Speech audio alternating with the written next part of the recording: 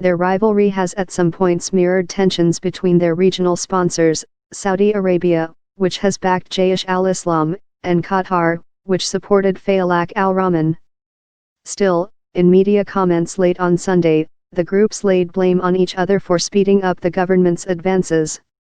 The Jaish al-Islam military spokesman, in an interview with Al-Hadath TV, said Fayalaq al-Rahman had rejected a proposal to mount a shared defense of Ghouta and accused it of cutting water supplies needed to fill defensive trenches. These trenches dried up, which sped up the regime's advances, said Hamza Berkdar, the spokesman.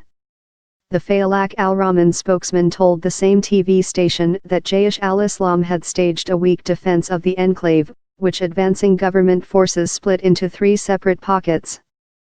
Fayalaq al-Rahman was stabbed in the back, via the front lines that Jaish al-Islam was supposed to be at, said Wael ul-One, Fayalaq al-Rahman's Istanbul-based spokesman.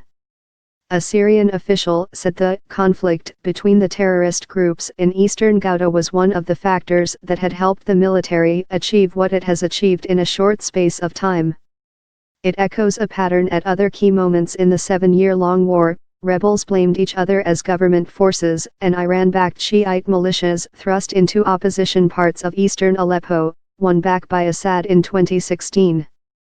Thousands of Fayalaq al-Rahman fighters, accompanied by their families, are leaving their zone of eastern Ghouta in a negotiated withdrawal to insurgent territory in northern Syria. Jaish al-Islam says it is holding out in its part of the enclave in the eastern Ghouta town of Doma.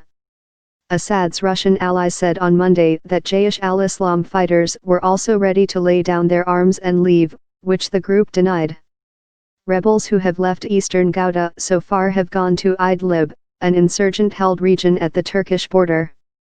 Idlib has also been blighted by fighting between the dominant faction, fighters formerly affiliated to al-Qaeda, and other rebels.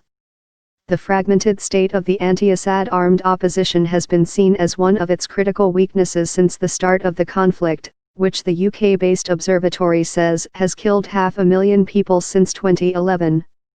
Russian and Iranian military backing for Assad has also far outstripped support that had been offered to rebel groups from foreign states including Turkey, Qatar, Saudi Arabia, and the United States. In addition to their foothold in the northwest, anti-Assad rebels still hold a chunk of territory at the frontier with Jordan and Israel, and small enclaves near Damascus, Homs, and Hama.